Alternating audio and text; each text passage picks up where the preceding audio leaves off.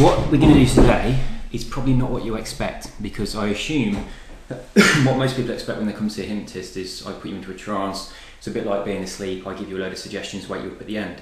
It's a lot more involved than that. So you don't need to go into a deep trance in order to be able to make the changes that you want to make today. Most of it just happens where you appear to be very consciously aware, but there's a bit of a dual communication going on. So a lot of the things that I'm going to ask you to do and focus on are solely there for the purposes of communicating with your subconscious mind, so that you can make changes at a deep level, and then that kind of filters into your conscious mind, and then that changes your personality in a sense.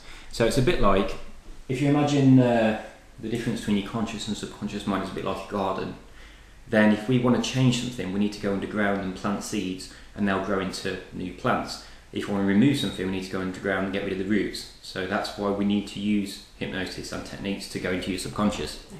But first of all, before we get to all that, I want to find out a little bit more about the phobia. So, thunderstorms. It's brilliant testing at the minute, isn't it? Yeah. We had, straight after you spoke to me on the phone, we had one. How was that? I know, it was great. Straight downstairs. How long's it been, you've been getting that kind of response? Forever. So you don't ever remember a time when it wasn't there? No. Okay. I know, I just know it's getting worse. I can remember right back to, we lived in the fire brigade houses. I moved out there when I was 7, so I was younger than 7. I know my mum was scared because she used to sit us on the stairs. Oh, that's probably where it came from there. I know there was a lot of bad storms. I know one night my mum and dad went in when there was a storm due to divorce and stuff that had happened. I didn't know that until later on. So I'd woke up age 6, and there was no gin, and I'd gone to next door neighbours. And I sat thinking last night, and I thought there was a lot of bad, there seemed a lot worse. And then I thought it was 1976, so that was when we had the big heat wave. Yes, that's right. So I wonder if that was when all the bad storms were. Probably was. So, yeah. But like I say, from then on... It kind of builds up, doesn't it? And then you get humidity, and then it needs to clean it. Because that was one of the hottest years, I'm wondering if that's where all the bad storms were. Well, if your mum was scared, quite often we learn a lot of things from our parents, because we just see their responses. I mean, we think that we can get away with a lot where our kids are concerned, and you probably know you can't, and then they know really how you feel. Yeah. So if you're seeing your mother being scared because of it being triggered by a thunderstorm, then you'll just learn that, same as you learn any other kind of behaviour. But we do learn lots of things that we can change. A lot of things that we learn that become useless to us, or never had any use, like an old phone number. You learn it, you remember it, it's very easy to do. And there comes a time when you get a new phone number and you've got to change what you've learned to something else that's more productive. And for a while, it takes a little bit of time, but then you kind of giggle to yourself, you dial the wrong number, and then it's kind of in there, and then you don't make the same mistake again. So I'm going to ask you to think about your the response that you get and what causes it in a way you probably haven't before. So close your eyes for a moment and think about, well, it could have been this week, any time where you've had that response in the past. What's been the trigger and what's been the feeling that you've experienced? So what normally sets it off? What, with the storms? Yeah. When I see the sky change. Okay. No, actually, when it first starts when the seasons change, and I start having the dreams, because I know when spring and summer comes, the storms come. Okay.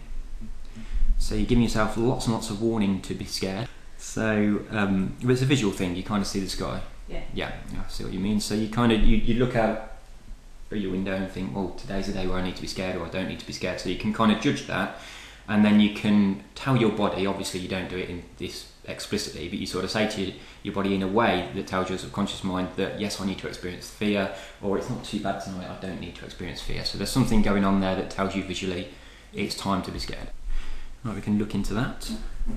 So when you have any kind of emotion in the body, doesn't matter whether it's fear, happiness, or anything like that, it moves around your body. Emotions don't stay still, they're in motion.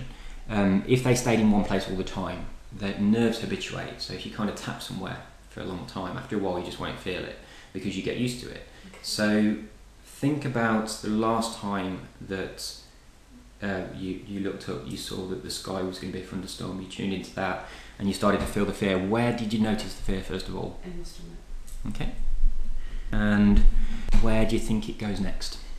It goes up there, into my chest. Okay. And what happens after that? It gets into my head.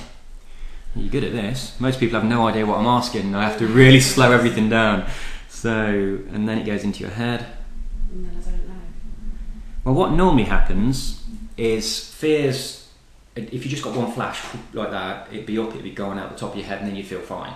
Some people get that in certain situations, but it's not very common. Usually what happens is you'll get another one and get another one. The bit you don't notice though is when it comes out and goes back in. So there's usually a bit of a rotation going on where the fear moves through a person's body. Now, I mean, this is not the symptoms. The symptoms might be sweaty palms, dry throat, those kind of things. This is the actual emotion itself that triggers all those things that moves through your body. So we want to get right down to the root cause of it. So once it's come out of your head, do you imagine next that it's back at your stomach again, and then you've got that same sensation over and over again, or? Yeah, I must do, because I still feel it. So yeah. Yeah. So it's kind of like going like that. It must be. Yeah. That's the most common response. That's what happens with most people. Different emotions have different movement patterns in people's bodies, but with fear, it's normally in the stomach and then up, and then it will move out. What feeling would you prefer to have? Apart from fear. Yeah. Aside from fear. So we get rid of that one. What would you like to have in its place? So peace, that's good.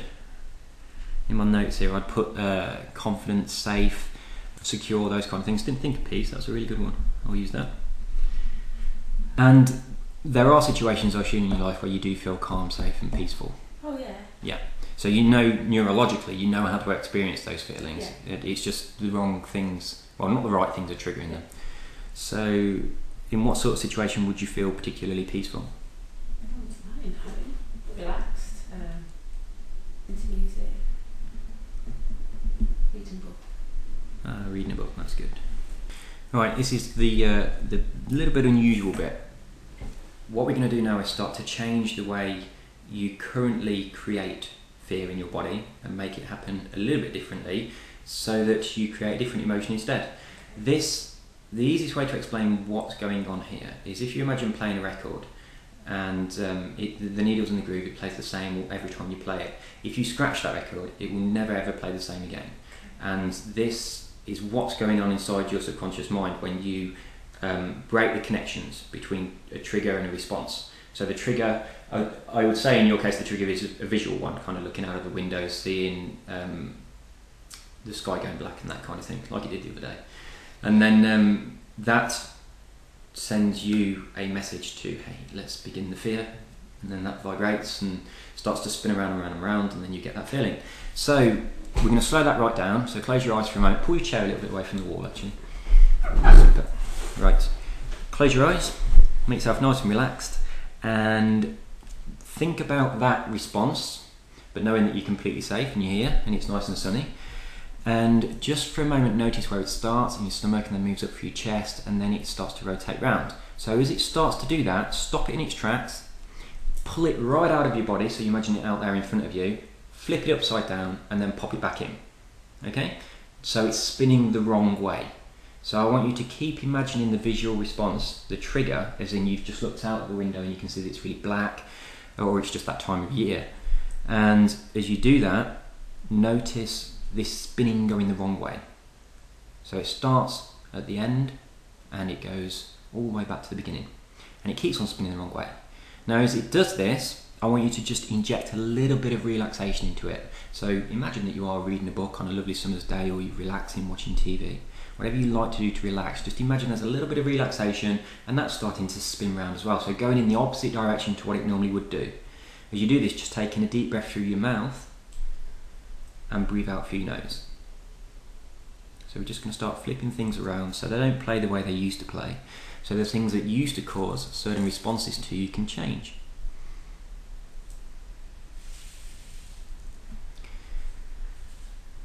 As you continue to rotate this feeling, and you continue all the time to notice what used to trigger that old response in you, so in this case it would have been the black sky, inject some other feelings into there. So maybe a little bit of happiness. So as you start injecting a little bit of happiness, just let yourself smile a little bit at the corners of your mouth as you imagine just injecting that into there. So imagine that feeling starting to spin around. We've got a bit of relaxation, a bit of happiness. And now I want you to remember a time, perhaps when you were very young, when you giggled. Perhaps you was at school and you wasn't supposed to giggle, and you caught someone else's eye in the classroom and they started to giggle and you tried to hold it back, and as much